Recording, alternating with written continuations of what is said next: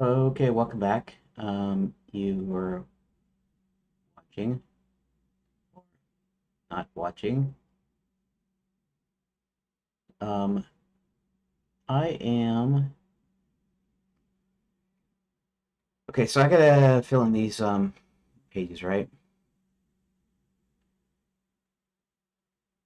So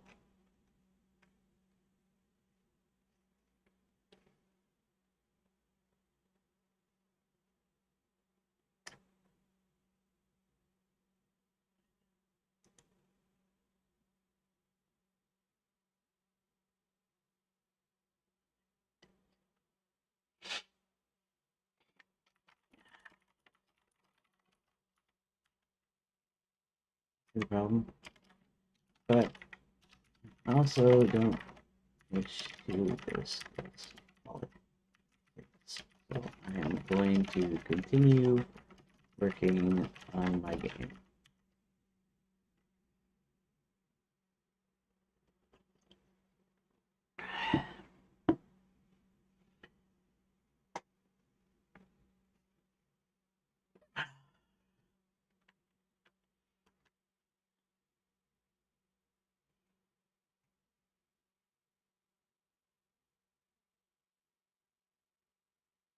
And there's that. Okay, so then, um, King Graham's Guide to Daventry.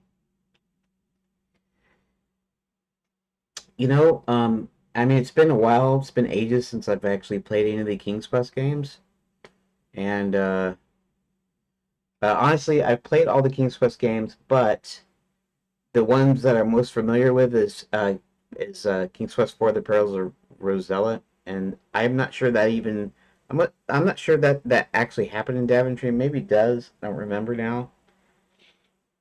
Maybe it does. I'm not sure. I'm not sure if it's like King Graham is dying and Rosella, some fairy takes Rosella to some other land to help fetch something to heal him. Um, and even though I've played all the games, I don't remember all of them very well. So I wonder if this is a case where I should um, let let an AI kind of tell me about it. Make a blurb about Daventry and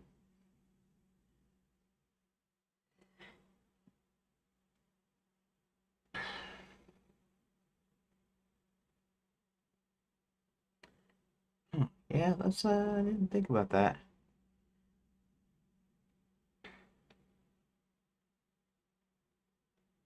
Because I actually have to come up with something. So either I have to go replay the old games, or well, even King's Quest 3 is not set in Daventry either. It's set in a different kingdom. Um, how many of the King's Quest games are actually set in Daventry? I mean, I could just pull up a walkthrough of King's Quest 1 and then try to do kind of this little fake blurb.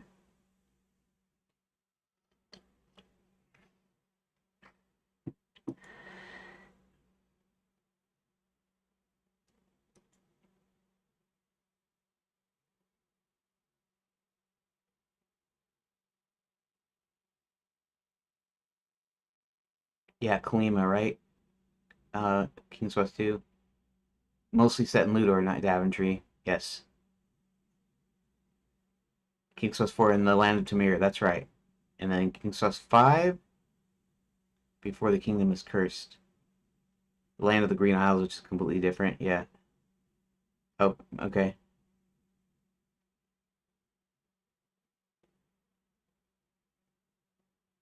The Davenings is based on base of the royal family, but most adventures happen in other magic lands.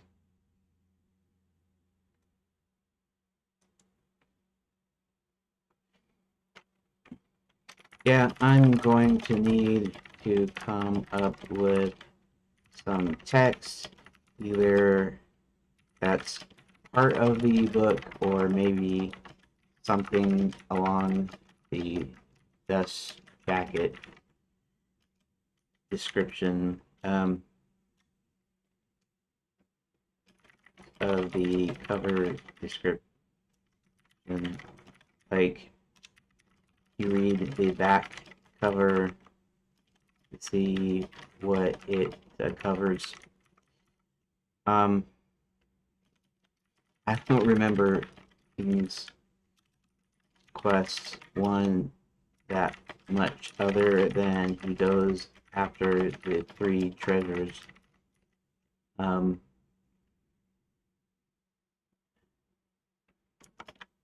Messes with leprechauns.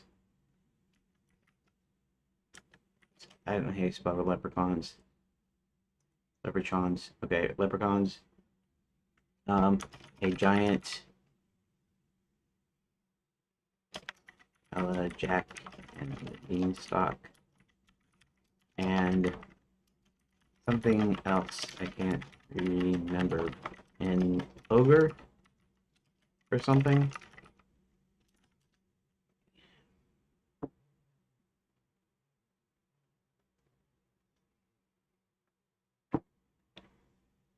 Magic Mirror, Enchanted Shield, and the Crown, all required to brew the King's Worth. Giant and Jack and the Beanstalk style encounter, a giant in the castle, declare fairy tale homage. Ogre, key giant ogre in the forest, another classic character. Leprechaun, who can steal items. I thought okay, so maybe the Leprechaun Kingdom is in a different different King's Quest.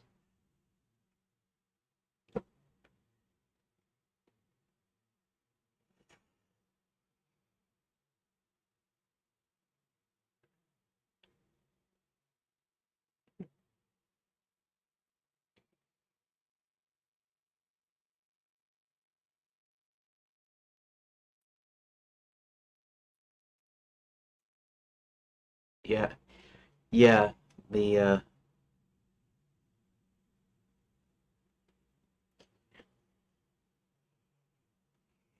hmm. Do you think you could pull up a few web pages, a wiki or something that wiki or something uh, that describes Daventry uh, and the games?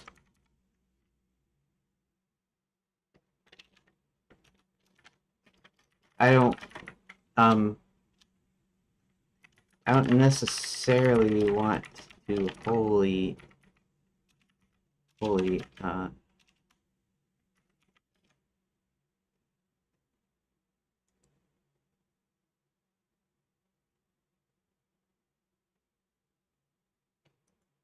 WHOLLY.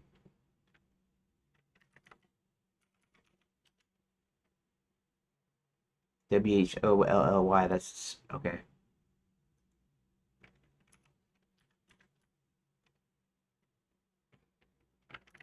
Copy text from you.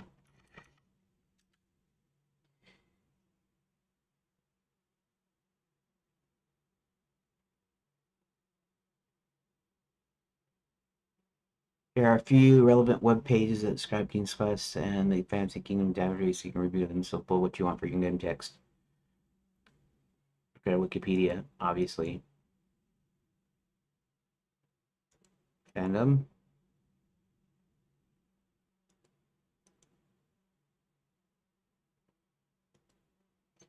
Okay.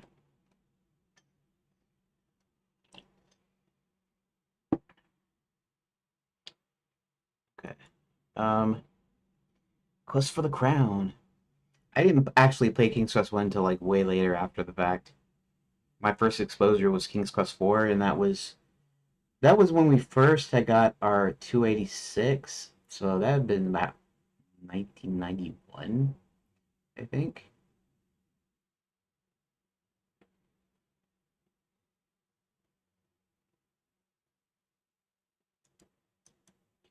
see something here. King's Quest 4 is 1988. I mean, that's certainly 1988.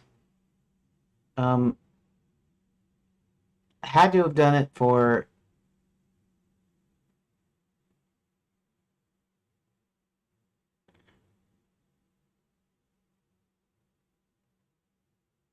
the Perils of Rosella, 1988. I had to have gotten that later, 1990. Maybe it's when Dad had the Tandy 1000 HX. But I don't ever remember playing that on a monochrome monitor because we had the monochrome monitor on the Tandy 1000, and then our next one was the 286, and that was 1991, 90, 91. I think I think we might have already had it in 1990. I'm not really 100% sure about that.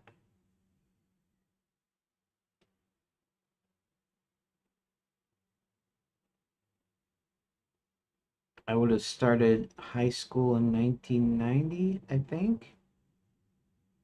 Would have been 1990.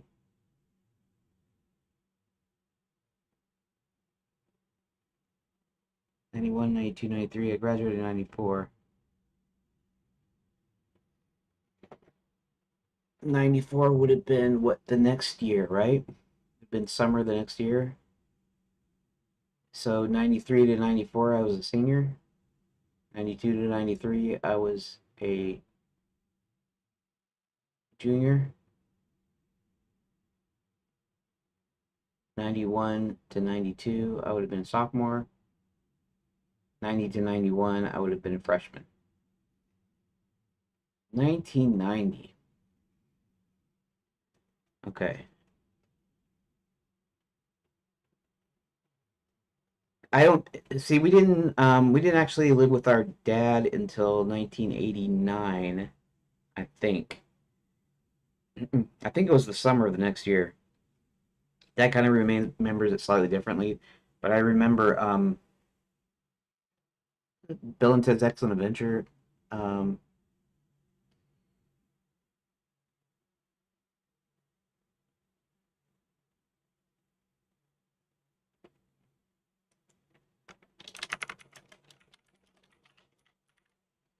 1989, right?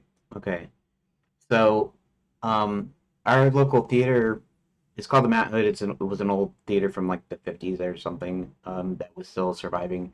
Every summer they do the summer like kids movies, and they'd be like $1 a piece or something, some cheap price. You buy your tickets ahead of time, and then you got to watch movies every week for a low price. Family movies, I guess. One of them was actually Bill and Ted's Excellent Adventure, but that was after we'd already come back, so that would have been in '89.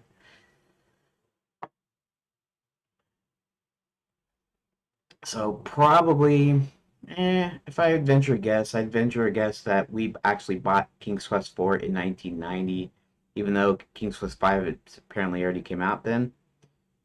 Or maybe we had bought it just before then. Maybe it was '89 that we bought it. Can't remember for sure. I know we didn't buy it in '88 because we weren't living with our dad. In fact, we weren't living when we moved when I moved up with my dad. Um, he was in Washington, and wasn't actually in Tacoma. It was up near Tacoma. It's whatever, McCord Air Force Base up there. We lived in like Lacey, Washington, and then anyways, it was a really short time period. Um, and when we had actually moved down to live at our grandparents' house, and so yeah, 19. I'd say bet 1990. Okay, let's go ahead and adventure game. As well as the Master System console. The game follows the young knight Sir Graham as he journeys through pseudo-medieval fairy tale inspired fantasy realm of Daventry. The quest recover 3 magical items to become the next king, presented as an interconnected set of location flip screens and pseudo 3D art style. The player interacts with locations and items using text command with avoid numerous hazards.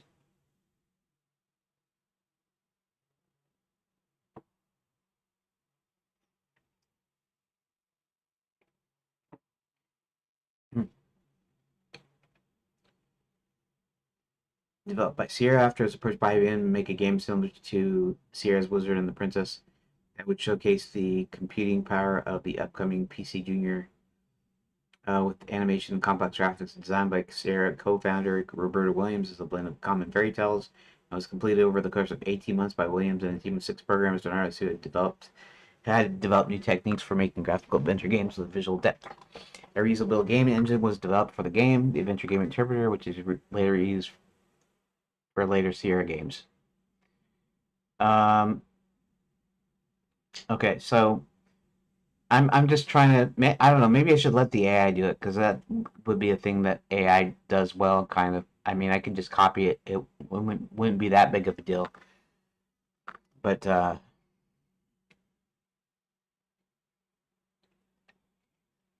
reusable game engine was developed for the game, the Adventure Game Interpreter, which we used for later Sierra games.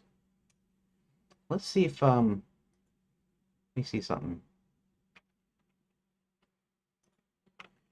Could you also look up some links to actual travel guide books that I can look maybe images or text from the cover from the covers of those books.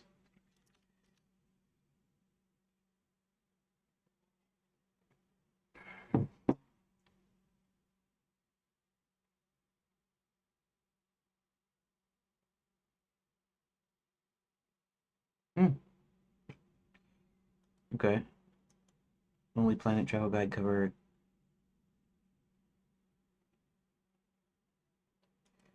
Okay.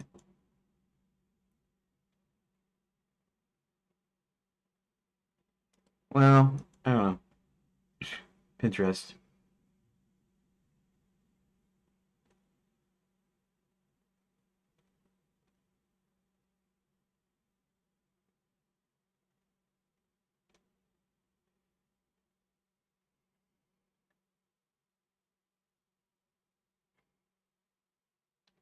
Uh, this is not found. Birds of a Feather is not.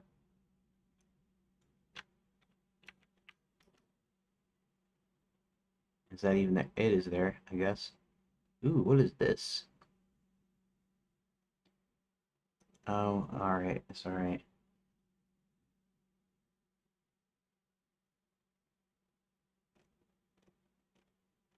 This is a.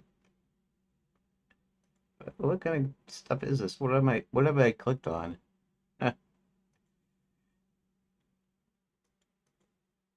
looks like a fake. It's weird. Okay, whatever. I don't care. I'll close it. Evidently that.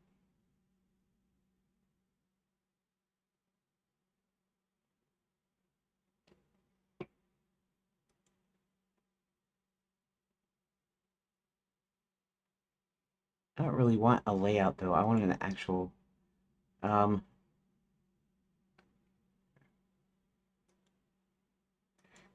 let's before I do anything. Hmm, that's not really cutting it. Um give me some uh titles of books I can look up on Amazon and maybe they'll give me an idea.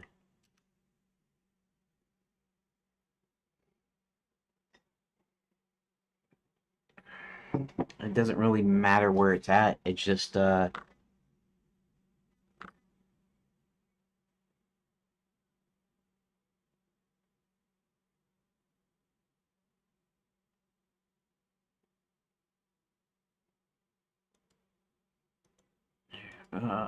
okay. That's fine. Oh, that's just stupid pictures. Uh, there we go. Why can't I just look at? I'm gonna open a new.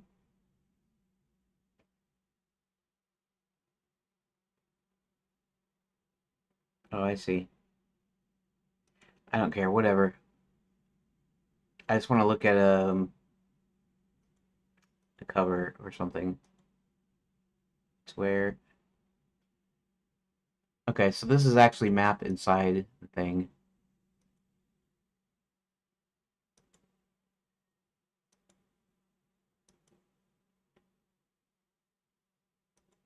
Definitely.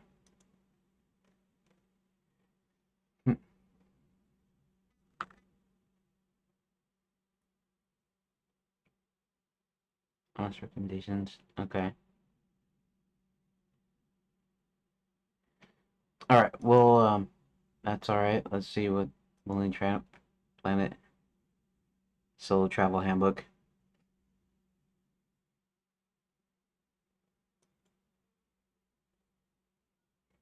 Well, this isn't exactly Amazon, but hey, it does. I guess it's all right. And that was all the images.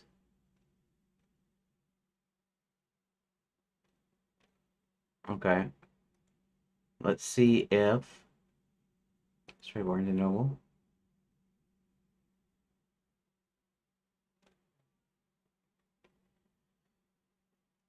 Cover topics include. Okay, so. Hmm.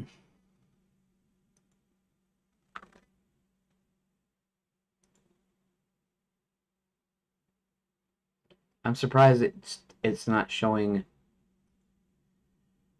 like Amazon at all. I said Amazon. That I could look up on Amazon. Oh, this is on Amazon though, but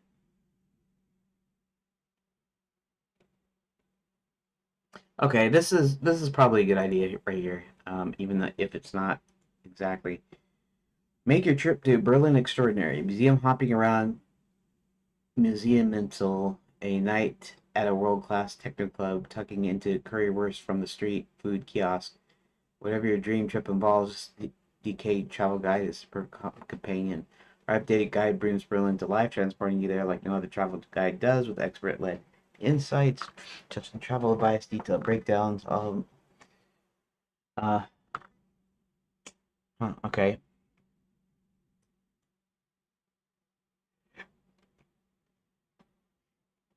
Of course, Rick Steves guides. Let's look at Rick Steves. Let's look at Rick Steves Ireland. I mean, not that it matters which one I choose. I'm trying to come up with a blurb for a guidebook of Daventry, the fictional kingdom and the King's Quest series. How come that Q is weird? How come if I... It's so weird. I type in Q and the Q that actually gets printed in the chat actually looks different.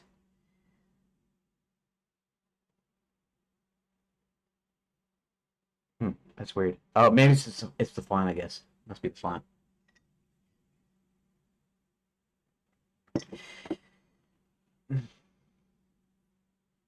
Um, it's mostly sort of a reference. Um, it's not an actual like clue or puzzle. It's just for background. One of the many books in the Dwarven library in the Four Realms section.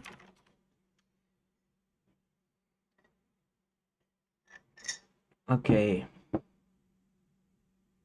We'll try Barnes and Noble first. Now more than ever, you can count on Rick Steves to tell you what you really need to know when traveling through Ireland, from rustic towns and emerald valleys to lively cities and moss-draped ruins. Experience it all with Rick Steves. Fully updated comprehensive coverage for planning a multi-week trip through Ireland. Reach strategic advice and outlet most of your time and money with the rankings of must-see favorites, top sites and hidden gems. how to connect with local culture. Okay.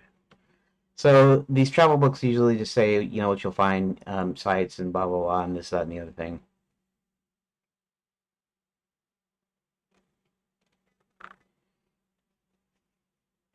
Cover structure with title sets placement.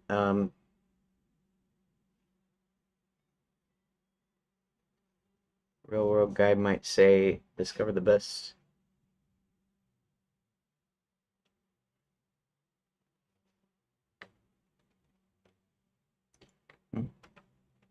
Yeah, I noticed that most travel guides are have essentially what's inside as a list of, say, almost a dry list of various aspects, places to eat. Yeah,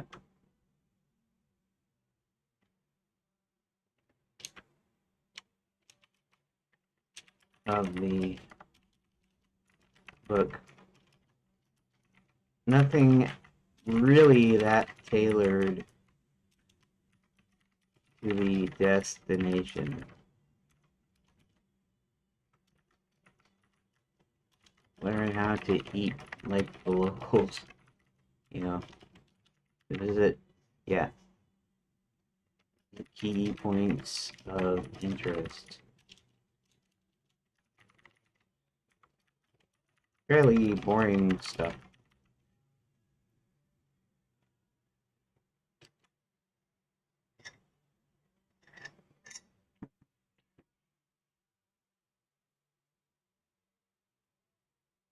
Checklists with a friendly voice. That's why you can have a lot of fun with King Graham's Guide to Gathering. You can lean into fantasy of the place while mimicking the dry structure. The Troll Bridge.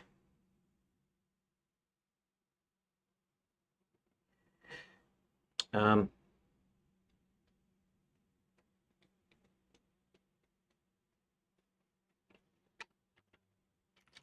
let me think for a moment.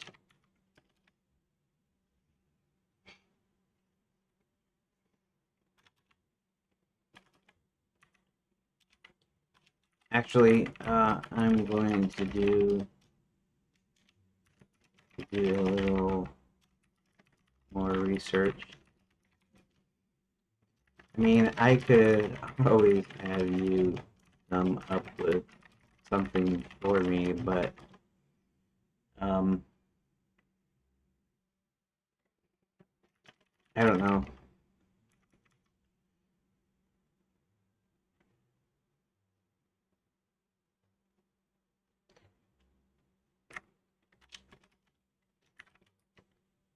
I want it to still feel like it came from a human, and yet I don't have that much time to craft something that's really well thought out.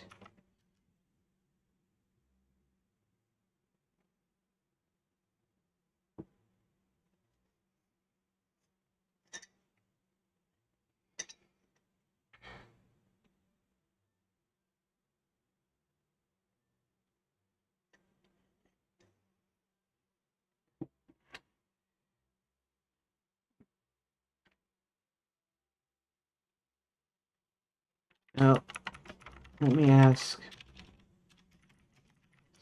can a traditional travelogue, and travelogues might only be those old film deals about somebody going and visiting someone,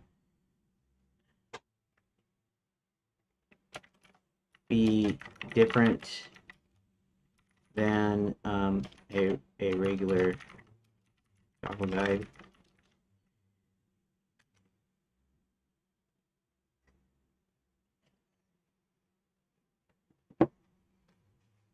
Checklist where to say what to eat, what sites to.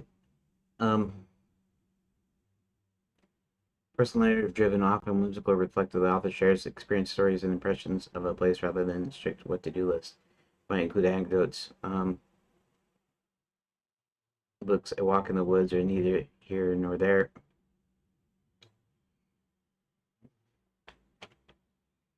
Okay, so go on to Amazon and pull me up some travel logs, assuming you can find any on there. But I think they have a ton of stuff, so it should be possible. So I can just look at product pages directly, see what it does. Hopefully searching the web doesn't cause the conversation just to completely stop.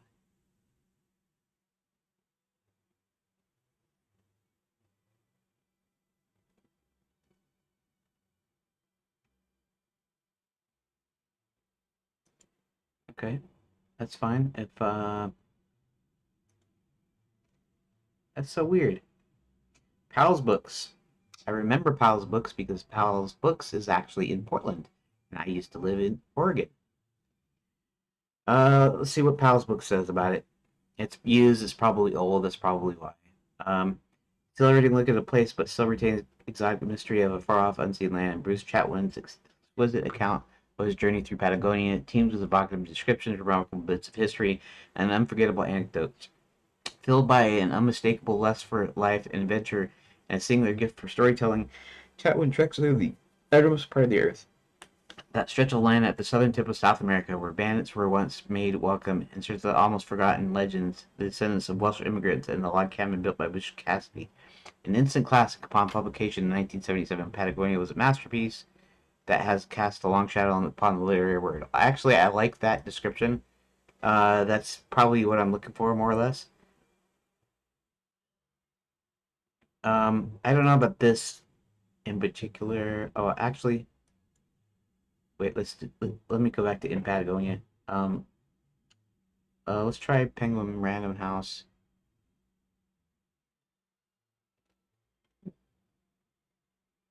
Okay, so this is like kind of the same.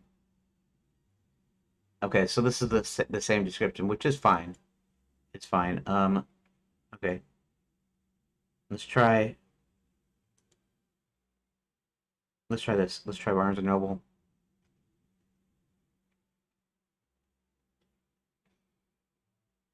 Spell in the Wilderness, Journey. Okay, that's not.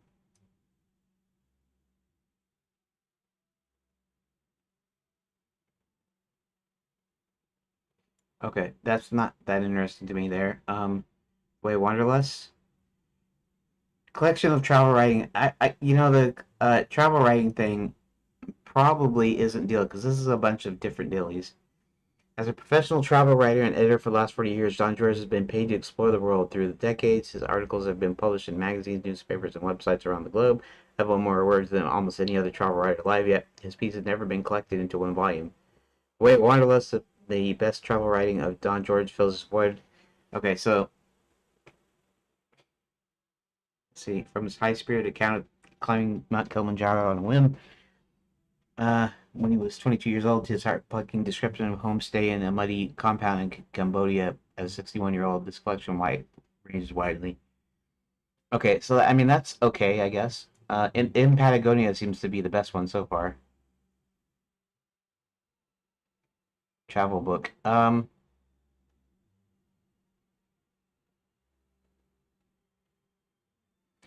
Okay, this is probably a better one. I'm not interested in travel writing per se. I'm just looking for. Here, we'll see that. The praise for his travel writing, this exciting reissue of his classic travelogue, readers will come to treasure the rich, insightful prose that is text. I'm not interested in the author though. It would take him by the hand an adventurer whose lifelong during his canoe the length of the mighty river from Minnesota to New Orleans. Trips dangers were legion for a black man traveling alone, paddling from where there ain't no black folks, where they still don't like us as much. Barge waves loom large, wild dogs roam the wooded shores in Arkansas dusk. Two shotgun-toting bigots nearly bring the author's dream to bloody something, sustaining him through the hard weeks of paddling. Reach out to share a small piece of the challenge. Okay, yeah, whatever. Any good either. Um, so I don't care about the way it looks at this point. I only care about the description. Maybe you can find more like in Patagonia that talks about a particular place, not a collection of writings and about the author. I might have to just use that one directly and I'll just copy it and I'll modify it a little bit. Maybe that's what I'll do.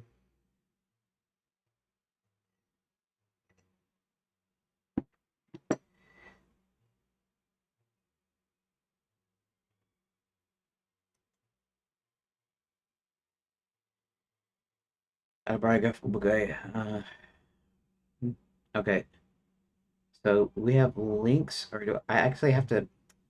I was hoping it would do it, but evidently it's not going to. I have to actually. You know what? Let's see something here. Let's go to Grok. Obviously, I'm not wanting to copy directly, but I want to.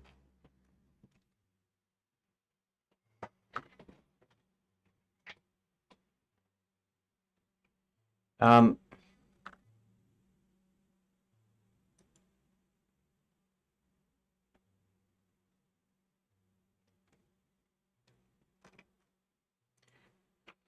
okay, so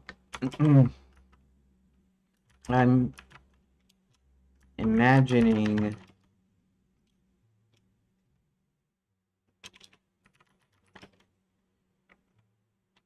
King Ram's Guide to Cabinetry to be more of a travel log than guidebook, whereas the guidebook usually has a list, a dry bullet list of key points when visiting some place. Find, hidden gems, key places to eat, etc. A travel log should be more of a narrative. And really, I'm just looking for a back cover blurb, something that sort of summarizes the trip. So that when Roland comes across it, he can see if it has anything interest. So can you pull up some links to some travel logs, maybe on Amazon or elsewhere, that has a back cover summary or whatever.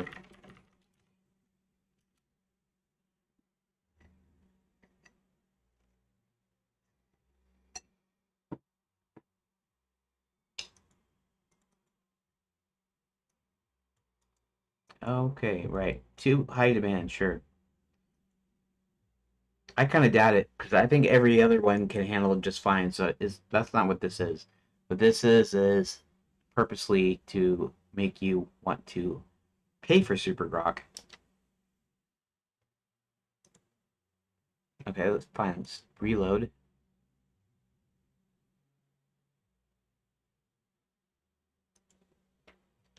Paste this again. We're gonna try this again. Hey, seriously? Hey.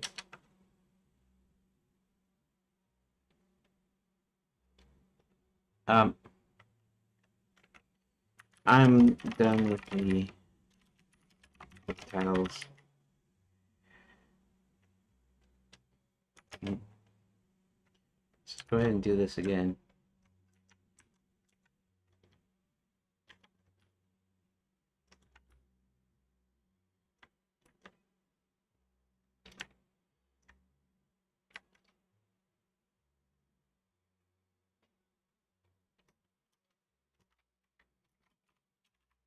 I have more to paste. You just acknowledge.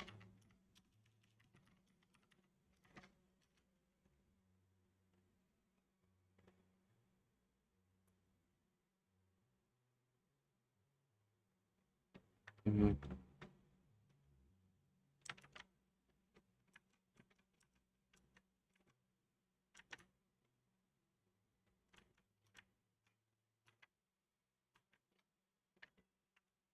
And next I have a question to paste after you acknowledge this text.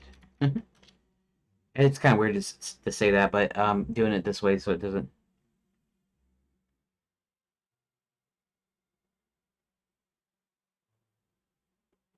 Venture drinking, sharing fond memories, quick encounters, hidden corners, magic that makes. Okay. Yep.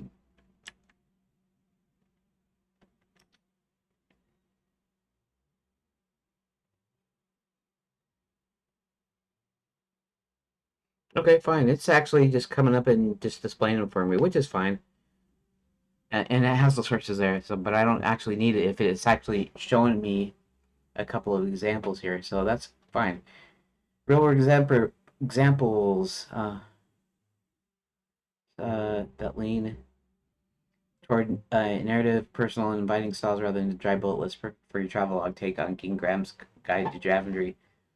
After use first person or warm storytelling voice that hook the reader, highlight the journey wonders. Okay.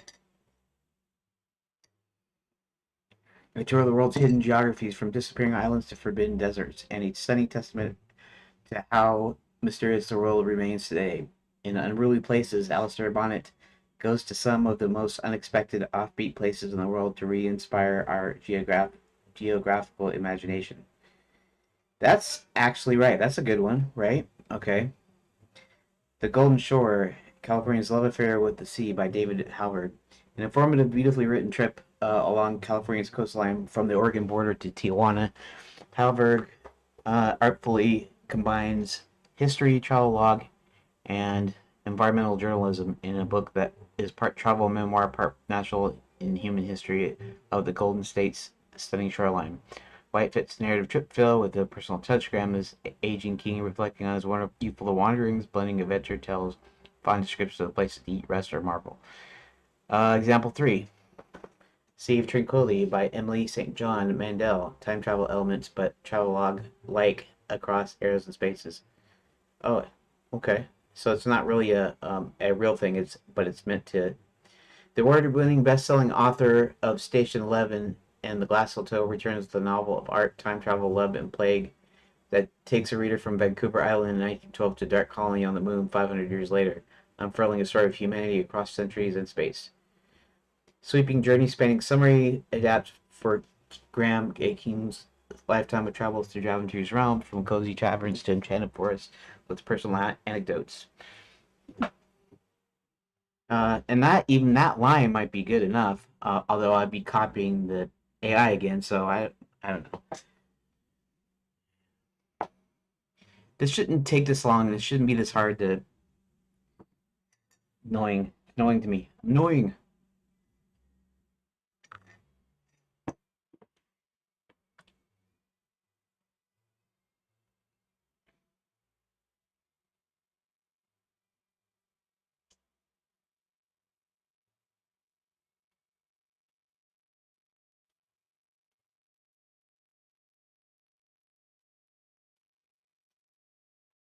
Okay.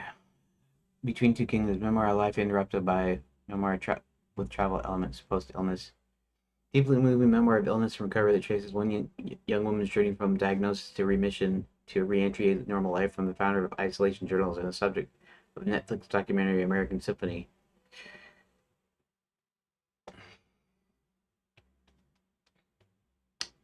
Example 5. Journal travelogue style with various sources inspired by Paul Thoreau or classic wanderers. Join author on an unforgettable journey through place where every winding path reveals hidden wonders, quirky locals, moments of pure magic, from bustling markets to serene hidden valleys.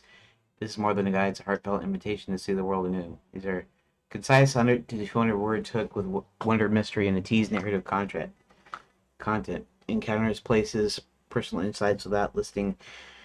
For King Graham's guide, you could craft something like join King Graham from the legendary adventurer turned ruler as he revisits the realms he once wandered in his youth, from the misty forest to the whispering woods to the bustling taverns of the floating city. Travelog shares tales of hidden glades where magic lingers, cozy spots for the finest mead and pie, quirky encounters, knights and gnomes. Okay.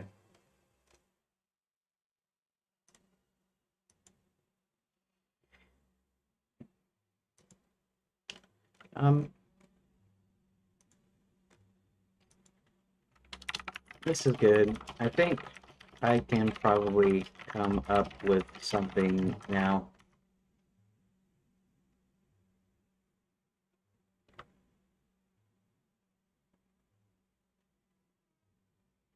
Um,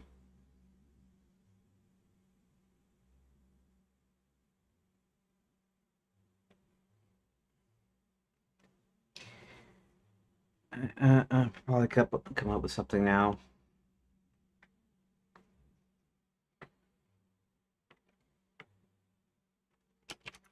I'll probably have to come up with something similar with Under Hills Secrets of Goblin Town.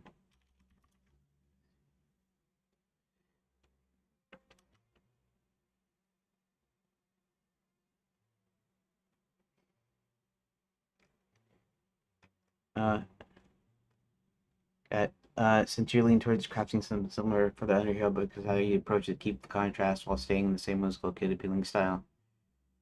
Warm, reflective story driven like an old king reminiscing about favorite spots close the end in town or whatever title you settle on. More practical adventures handbook by the voice of a clever, cautious burglar explorer who's survived the dangers and wants to pass on the tricks without bragging too much. Focus sneaky routes, hidden entrances, avoiding patrols, spotting backdoors, and little survival tips.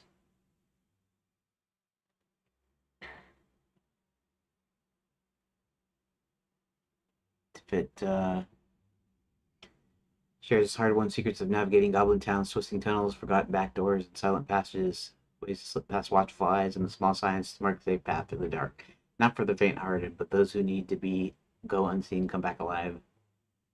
From the shadows of the misty mountains, Mr. Underhill recounts the narrow escapes and clever dodges that let him move through Goblin Town without a sound. Learn the tricks of the tunnels, the loose stones, side passages that goes to avoid, quiet routes few dare to take, a burglar's notebook for anyone who must travel where others fear to tread.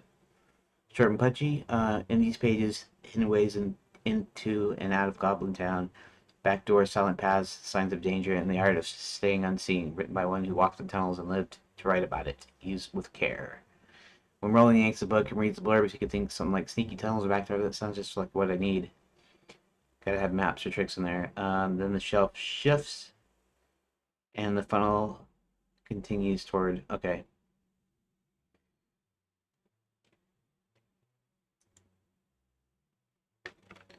Okay, thanks. I'll figure it out. Uh, okay, so all right. Gameplay and interact with objects. The goal of the game is to find 3 magical treasures. Many items used to solve puzzles, gambling. Some items have no gameplay impact, but solely award points. Some has multiple solutions depending on the items the player has found, and the order the player solves the puzzles and finds locations restricted only by the items they have.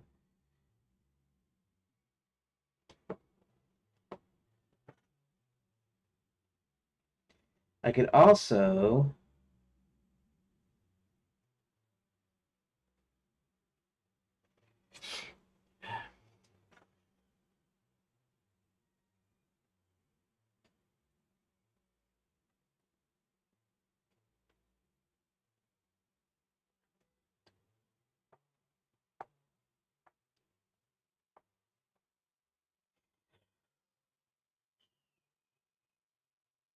okay. Release version of the game has a minimal story, mostly told through the game's manual. The Kingdom of Dadry is suffering from recent disasters and hardship. King Edward calls his bravest knight Sir Graham to his throne and tells him he has heard of 3 legendary treasures hidden throughout the land that would end Daventry's trouble if found. A mirror that shows the future, a shield that protects the bearer from all harm, and a never-ending chest of gold. If Graham succeeds, he will become the new king. In later releases, Graham was renamed Graham without the E, and the backstory in the manual is expanded. The expansion is brought into the game in 1990's King's Quest 1, Quest for the Crown remake. King Edward the Benevolent was tricked 3 times in his reign by magical beings who stole the precious magical items of the kingdom, causing the kingdom to fall into ruin. At the end of his life, the dying King Edward sends his bravest knight Sir Graham to retrieve the 3 lost treasures. The king has no heir. Graham succeeds, he will become the next king. In all versions of the game, Sir Graham embarks upon a quest for items throughout Daventry, climbing to the land of the clouds to recover the chest of gold, facing underground leprechauns. Not underground leprechauns. That's what I was saying. Leprechauns. So it's not just one. It was several. To retrieve the shield and outwitting a dragon to get back the mirror. After retrieving all the items, Graham returns to the throne room in time to present them to the king. Just before the king dies, he passes on the role of Daventry to Sir Graham as promised.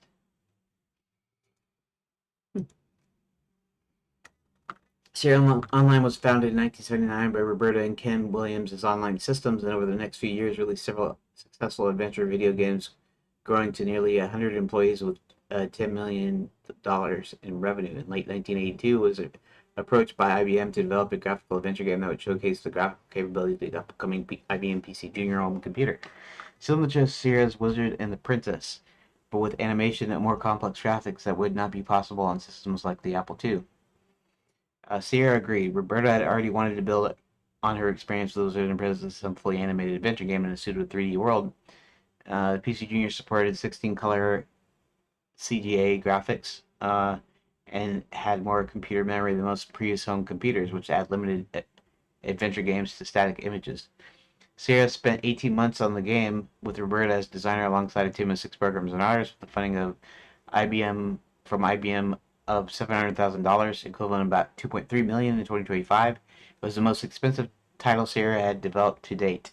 IBM demanded secrecy about the project. Sierra referred to it as BFC in documents and never saw a PC Junior prior to launch, instead using modified IBM PCs. Redot Williams interpreted IBM's request for a game like Wizard and Princess literally and decided to write a game with the heroic player character saving the kingdom. She made the game world as a blend of common fairy tales that could be directly experienced as a game. Sierra later stated that the core elements of King's Quest game were family-friendly humor, fairy tale themes, cute characters, a clear story, and non-violent solutions to problems. King's Quest was the first Sierra game to feature a third-person character as a protagonist, as the Apple II, which was its previous games were built for, was not powerful enough. The development process began with Roberta drafting the story and puzzles of the game on paper before the other developers then implemented that design. The artist began by drawing the backgrounds for each of the 80 locations in the game. These backgrounds were saved as a set of drawing instructions rather than images to save space, resulting in each screen being drawn over the course of a few seconds whenever Graham enters the location. The instructions were made with a custom program used to scan the artist's paper drawings, with the artist selecting lines or areas and setting their color and priority on how far in the foreground background they are. Sierra developed an engine for the game to interpret and react to player inputs called the Adventure Game Interpreter, initially a game adaptation language which could be reused for later titles. Okay. Uh, King's Quest was the first shown to the public at the Winter Consumer Electronics Show in January 1984. IBM published King's Quest for the PC Junior that May, soon after the release of the PC Junior, with IBM's encouragement, as it was under pressure from the U.S. government for monopolistic business practices. Sierra published versions for other home computers before and especially after the PC Junior was discontinued in May 1985, such as the Tandy 1000, the Apple IIe. Sierra continued to release King's Quest for other home computer systems over the next few years, such as MS-DOS for IBM PCs, Atari ST, Amiga, Macintosh, and Apple IIgs, adding support for newer graphics standards like EGA. A port for the Sega Master System video game console was released in 1989. In 1990, Sierra released the game as King's Quest I: Quest for the Crown, using the successor engine to AGI, the Sierra Creative Interpreter. Enhancements were made to the story and puzzles to bring it more in line with later games and series, and support was added for higher resolution graphics and sound cards. By 1986, Sierra reported that the game had sold over 100,000 copies. By mid-1987, the combined sales of that game with its first two sequels surpassed 500,000. Retrospective reports have called it a bestseller despite the commercial failure of the PC Junior due to the numerous ports to other platforms. Reviews of the game were generally positive, and particularly so about the gameplay. A review by Computer Games called it a revolutionary breakthrough, and Electronic Games similarly said it was a positive revelation. Reviewers primarily focus on the advances of adding animation and graphics to adventure games, which previously had largely been text-based or relied on static images. Compute praised the innovation, and Family Computing said it was a giant leap forward. K-Power said that there was more movement than any other adventure game, while Tilt said it combines visuals and intellectual delight. Games called it the most charmingly detailed game they had seen, and Computer Games and June Strategy both said it was like playing a cartoon. Family Computing Review praised how Roberta retained the charm of her previous games while adding new technical elements. And Tilt and other Electronic Games Review also praised how several puzzles had multiple solutions. Reviewers from K-Power and Family Computing said that the game was slow-paced and often very difficult, though Tilt thought that to be a positive trait. Interesting.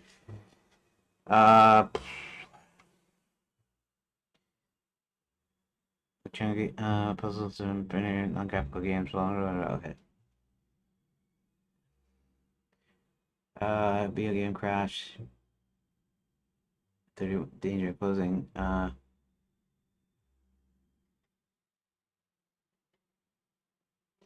Okay. 1985. Okay.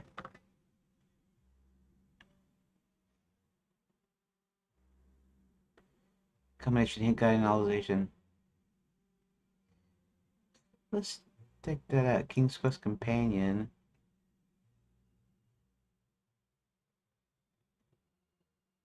Blend of fiction and helpful information for playing my games.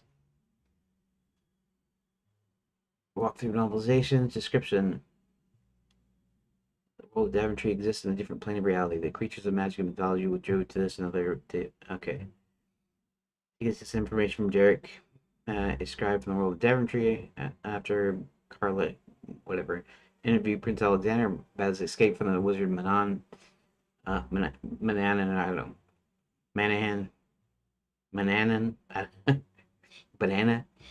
He traveled to Ludor and took up shop at Mananan's house.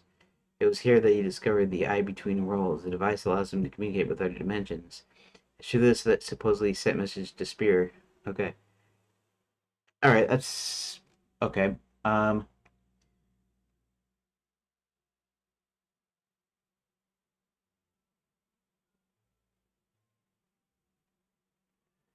Um. Okay. The kingdom is ruled over by King Graham. Is also the name of the continent which the kingdom is part of. An alternate title for the continent of Serenia, and is sometimes used as a generic name for the universe that contains the kingdom, the world of Daventry, referred to as Earth within the games. The name could also refer to Castle Daventry, the Great Keep, the seat of power of the kingdom of Daventry, Daventry Town, which is not far from the castle, including the community where Connor lives on the edge of town. Is a fortress and keep. The town, built on a former mushroom isle and island of the gnome. There's gnomes in King's Quest, which is interesting. Connor's community lies on the edge of town. Uh, Very old kingdom, blah blah blah. Continent.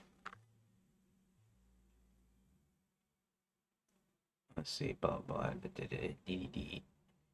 Continent's name, World of Daventry.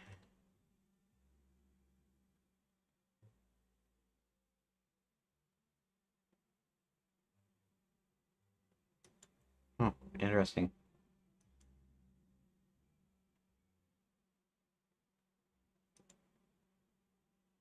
King's Quest 5 era. What do we got? Green Isles? I don't even know. Was the Green Isles referenced in King's Quest 5? Apparently. Okay.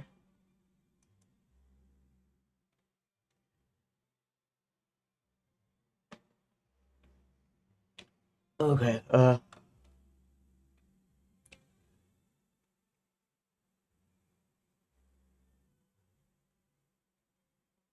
Hmm. Any name for worst place? Looked at my world atlas, especially in the small town located north of London by the name of Daventry. I really liked the name, and I didn't think anyone would mind if I used it. I took the name and turned the Kingdom Daventry, which King Graham and his family. Mm.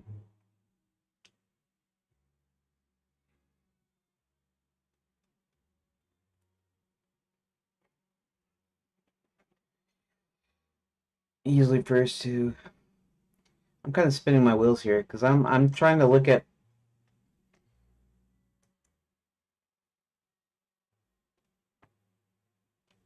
Castle Gardens.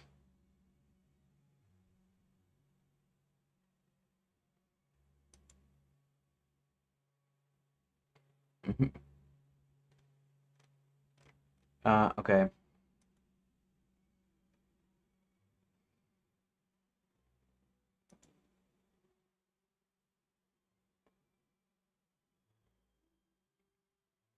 Um,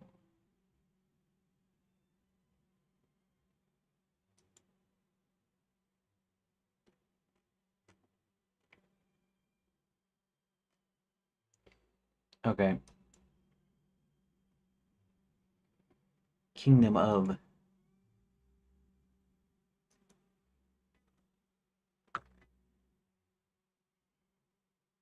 It's like superhuman in here. Anyways.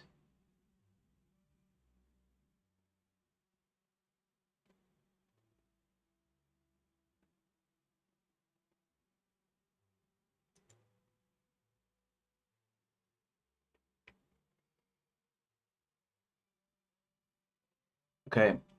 Old Kingdom. Thousands of years since it was found, land and held strong.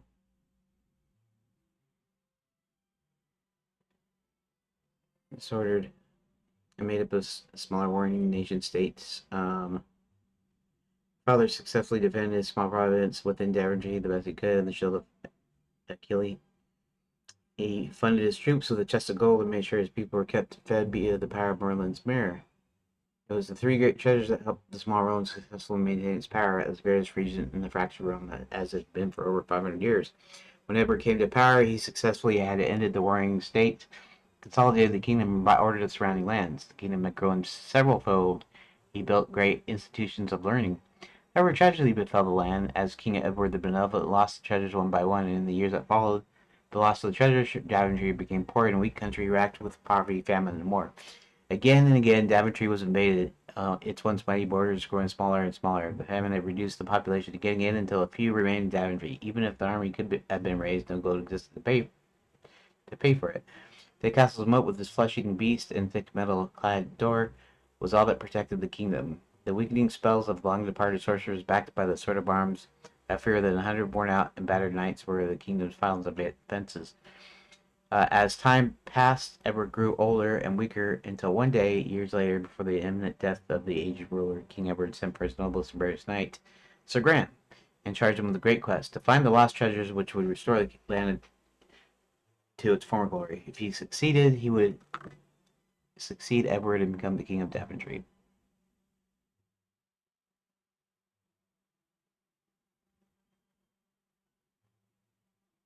Ah, this is the map of Daventry. Cool. Uh, Looking for the treasures of the land was almost completely surrounded by containment barriers, which prevented travel outside the kingdom, bending the edges of the kingdom back on itself. I see. So they had a little backstory for why you would go off one side of the map and back onto the other side. Restoration of the kingdom due to the return of the treasure broke the spells, creating the barriers. The raging river Fools, Merrily River, and the river through Connor's community are several rivers that pass through the kingdom. Lake Melee lies to the north of the castle, close to the castle's northern walls.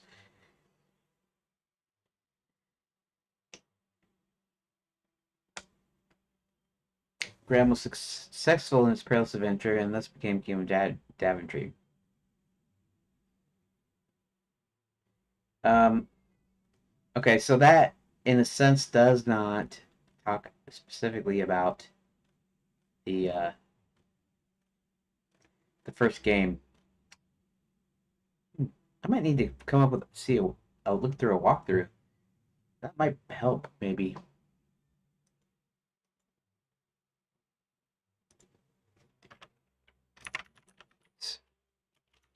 Quest walkthrough.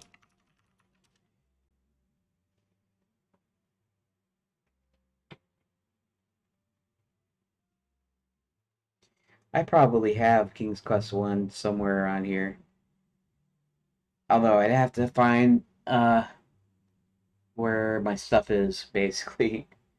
I got discs and stuff, but I have a CD player, an external 4K actual burner, but I haven't used it once since I got it, and it's like sitting in the living room, like doing nothing but kind of sitting around. So I don't even know if it even still works. Um, so yeah,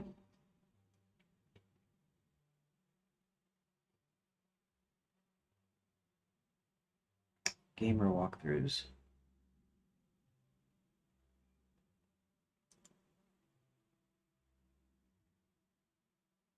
Um, Fairly sure by today's standards can be completed in under an hour if you know what you're doing. This was a remake of King's Quest 1 release, as well as an AGD version released in 2001. This King's Quest relates to the EGA version, slightly different than the remakes.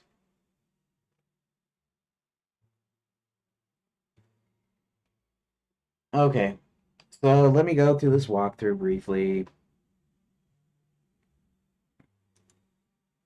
Alright. Hmm. So, like usual, I didn't get anything done today, really. I mean, sort of, but not really. I did make those, yeah. Honestly, I should have just let the AI do it for me.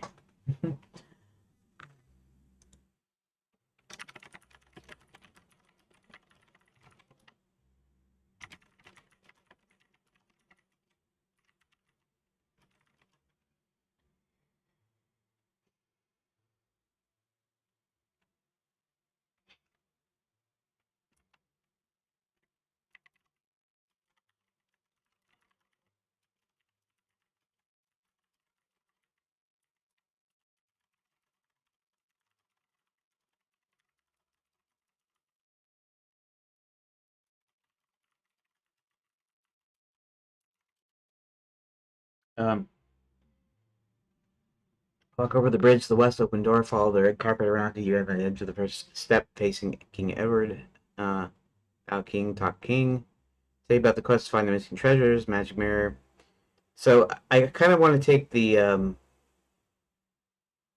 yeah, walk out of the castle and go to the west. You know what? Let me see something here.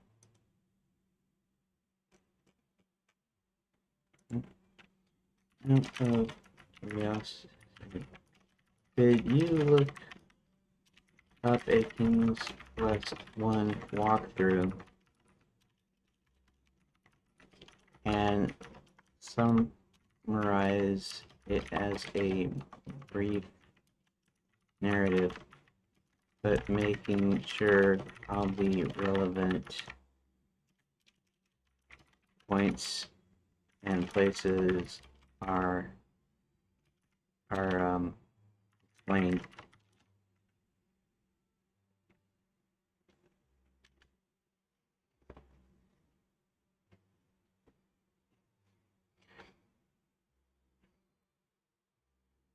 Okay. In the medieval kingdom, Daventries are Graham is summoned by the aging King Edward the Benevolent with his urgent request: make the realm's three greatest magical treasures, Magic Mirror, Magic Shield, and Magic Chest of Gold, have been lost, and only their recovery can secure Daventries' future. Graham begins his quest by leaving the castle and exploring the countryside. Early on, he discovers a dagger hidden under a rock and retrieves an egg from a tall oak tree's nest. Along the way, he encounters helpful and occasionally mischievous inhabitants. A fairy grants a temporary protection spell, and an elf who gives a ring of invisibility and a goat that, with the right coaxing, could scare away a troll blocking a bridge. All right, three billy goats, gruff kind of thing. Oh, anyways, to reach the magic shield and scepter, Graham ventures into a cave system beneath the land, where he must deal with a hungry rat who can be placated with cheese, and a troop of leprechauns whose king sits atop his golden throne. Playing a fiddle causes the leprechauns to dance out of the way, allowing Graham to claim the shield and scepter. For the magic chest, Graham uses magic beans obtained from a gnome after guessing his name, a playful riddle, to grow a towering beanstalk that reaches the land of the clouds, where he braves a giant um, hiding until it falls asleep, or using a slingshot to fend it off, then retrieves the treasure chest. The hunt for the magic mirror leads to Graham deep underground. After lowering himself into a well with a bucket and rope, he dives through submerged caverns to find a fire-breathing dragon guarding the mirror. Filling the bucket with water and dousing the beast, he defeats it and claims the final artifact. With all three magical treasures in hand, Graham returns to the castle. King Edward, grateful for their recovery, praises Graham's bravery, but soon passes away, leaving the kingdom in the knight's capable hands. With the treasure restored and featured Daventry secure, Sir Graham becomes the new king. Awesome.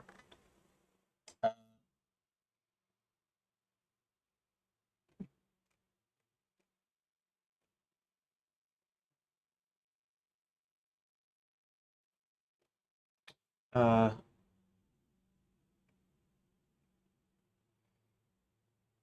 Maybe I should use the old spelling too.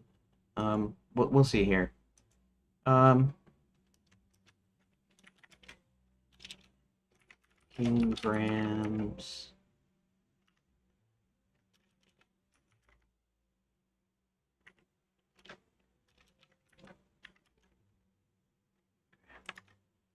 Uh, Graham. Um, I follow along with a young uh,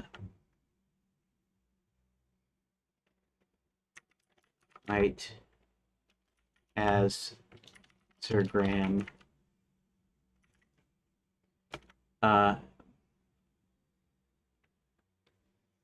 uh, let's see, travels the kingdom of Daventry in search of the kingdom's three priceless treasures.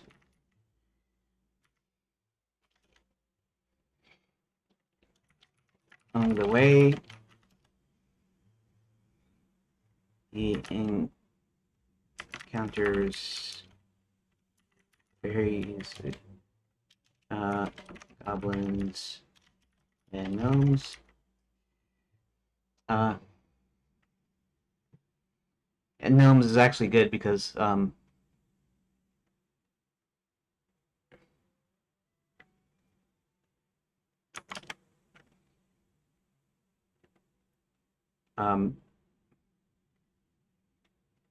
retrieves the uh,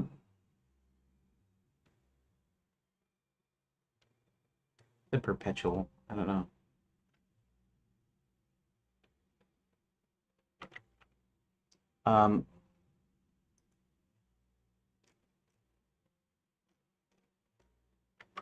Never ending, I guess. Never ending chest of gold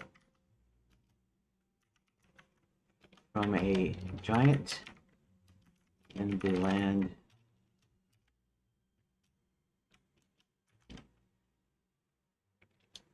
Grabs the shield from some tricky leprechauns, and the magic mirror from a dragon.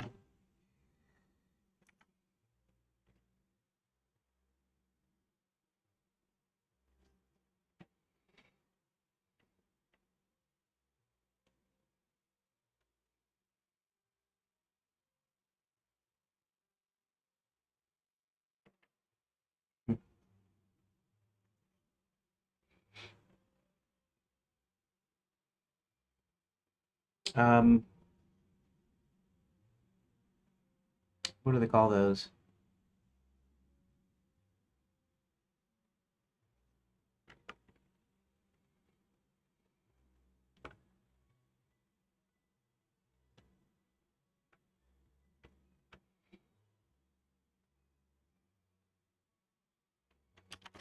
Learn about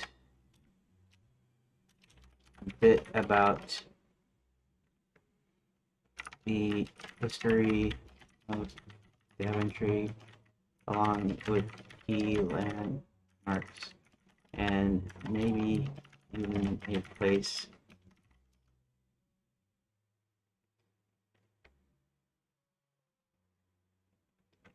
to stay and eat.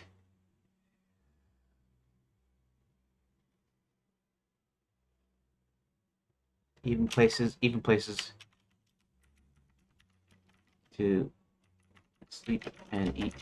Stay and eat, I don't know.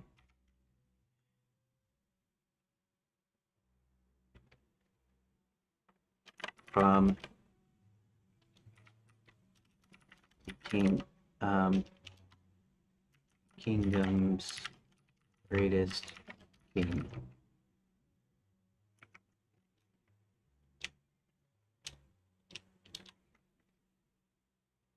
From Venture turned King Graham. I don't know if that's a good dilly, but it's almost time. My time's almost up. But copy. So I've come up with something that may not be great, but is okay. You can take a look at it and see if I can word it a little better, maybe, or not change it at all, depending.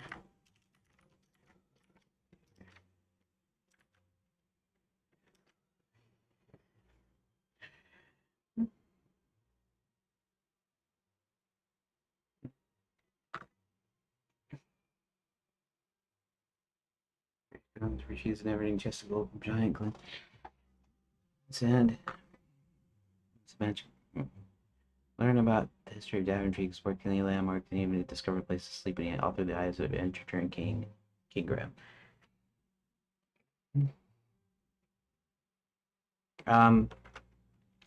Sure, go ahead. See, I kind of don't mind it now taking it and kind of modifying it a little bit.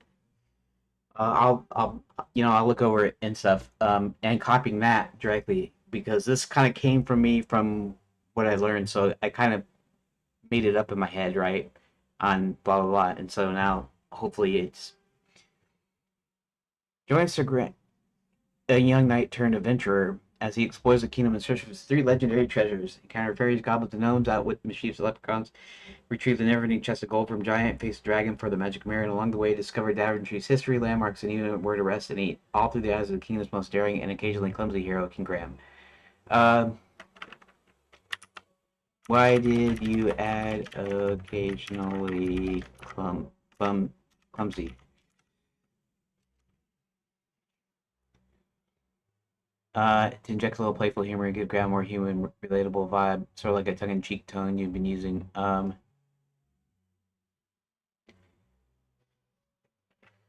don't mind it, but does the game ever describe him being clumsy?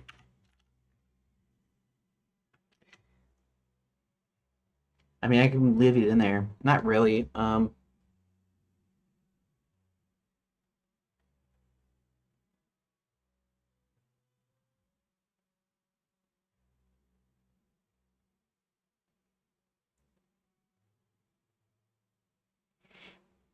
Let's see. Let's see if I can come up with something that would be a little bit better, but kind of maintain that.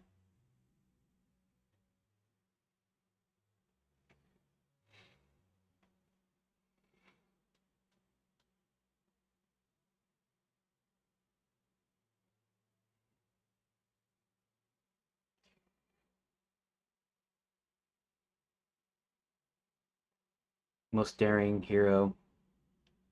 Yeah, let's leave the occasionally clumsy out.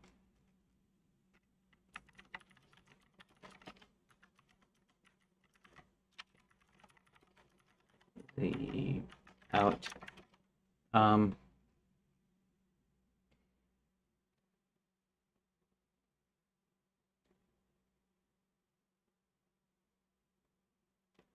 um, I like daring hero though, so that's fine. So basically, just what you wrote above without the clumsy part.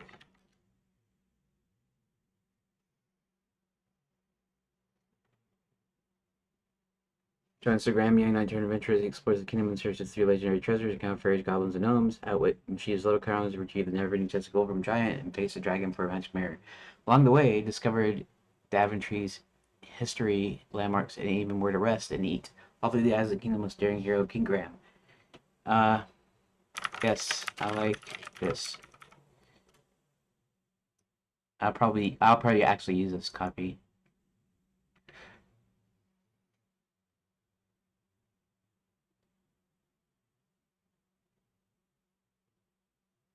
Um,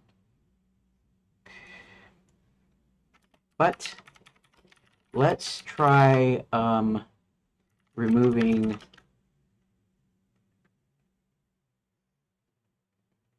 the bit of the chest of gold and the magic mirror.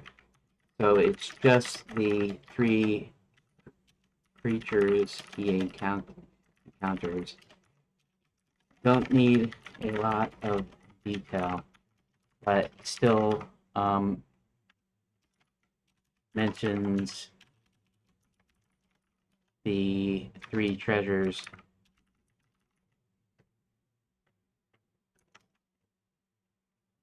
So, like, outwit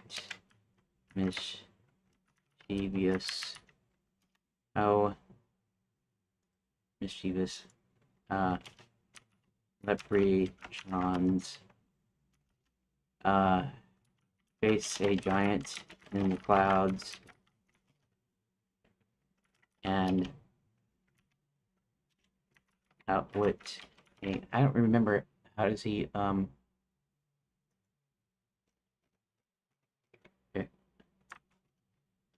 dragon.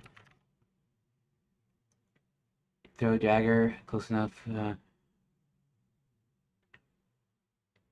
Okay.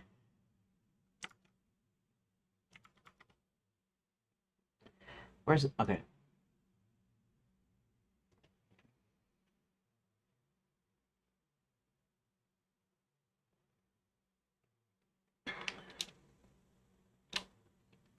Um.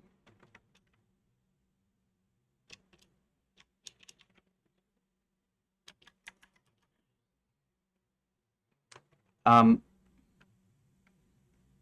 Terms like outwit and face is fine, but then a third word for the third. So something with the giant that's not the word face or outwit.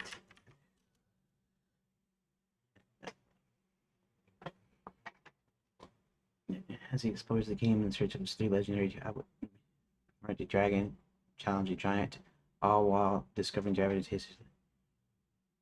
Okay. Well, I want to actually it says this it says gnomes, right? It says gnomes in it. We'll just leave it like that. Um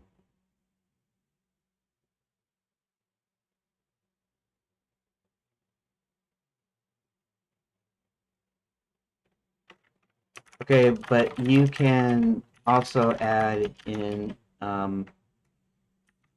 fairies. Let's see. Let's see if there's a gnome.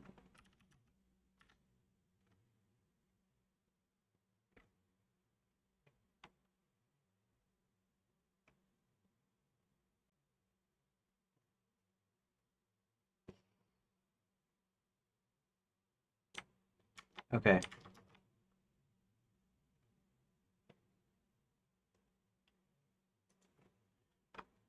You can also add in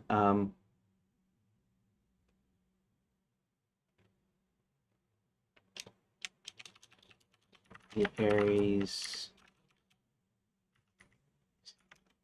Uh, is there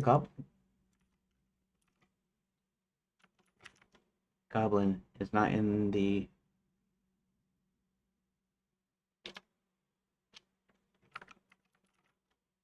Nope. There's gnome. So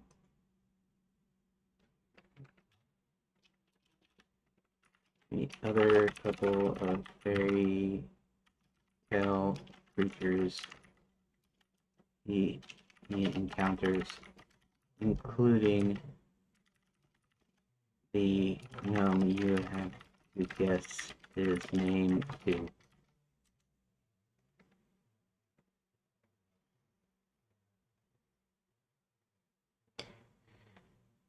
Uh, as he explores the kingdom and surfaces through legendary treasures, outwit mischievous leprechauns, confront a dragon, challenge a giant, encounter fairies and gnomes, including those whose name you must guess. Okay. All while in discovering divergent histories.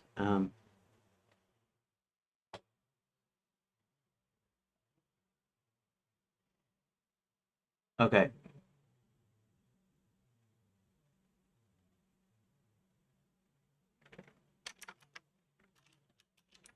Go ahead and make a slightly snappier version.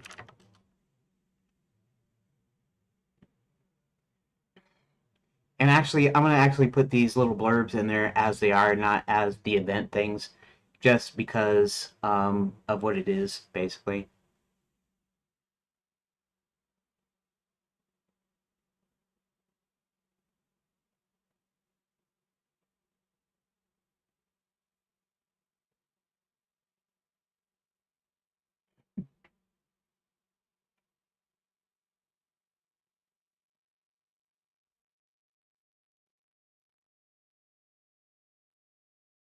Fairies and a gnome whose name you must guess. Oh well, it's that's okay.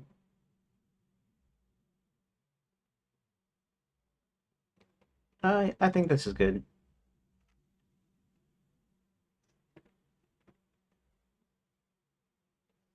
One center.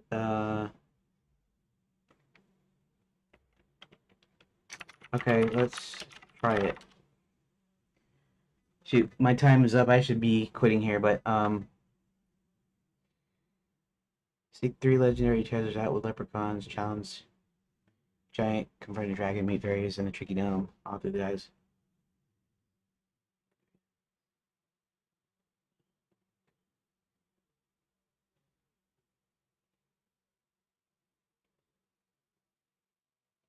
Um, everything like that except just before seek 3, you type in follow a young Sir Graham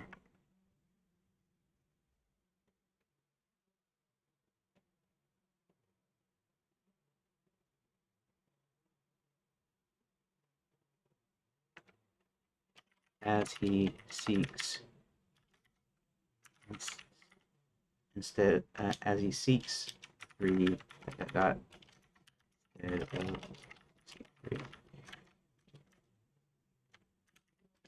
okay. Following Instagram as he seeks 3 legendary treasures out will set up a challenge, beats fairies and a tricky gnome, all through the eyes of with daring hero King Graham.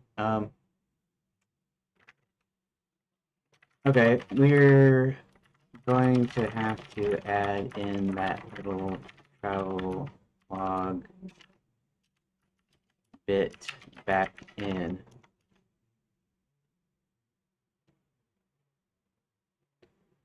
Tricky gnome.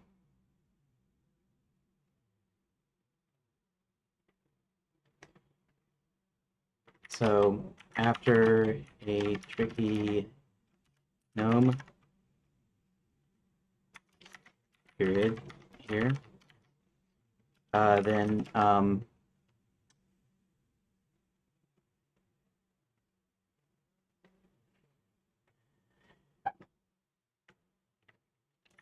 also learn a bit of the history of Daventry, including landmarks and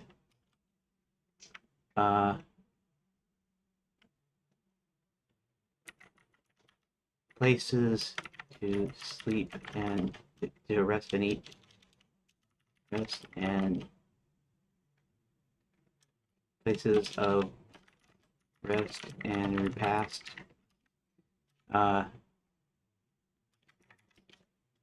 All through the eyes of dot. So it'll make it long again, but learn a bit of the history of Daventry, include landmarks and places of rest and including landmarks and places of rest and repast, all through the eyes of Daventry. Yes, this is it. I like this one. Thanks. Okay. So I mean I did guide it, so it's not like okay, let's copy that.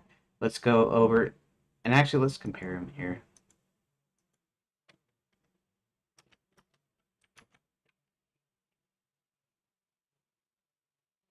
I like that better, and it's a little bit shorter too, so we'll keep that.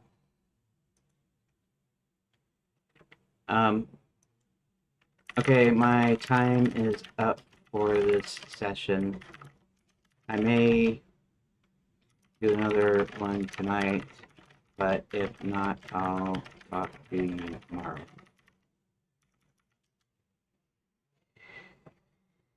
Hey. All right. All right, that's about it. Pardon me. I'm gonna have to make sure Everything is saved. Okay, good. Um, Anyways, thanks for watching, and I guess I'll see you tomorrow, or maybe later tonight. I don't know for sure. It depends on how things go. So I will talk to you next time, either tonight or tomorrow. Thank you for watching part 2.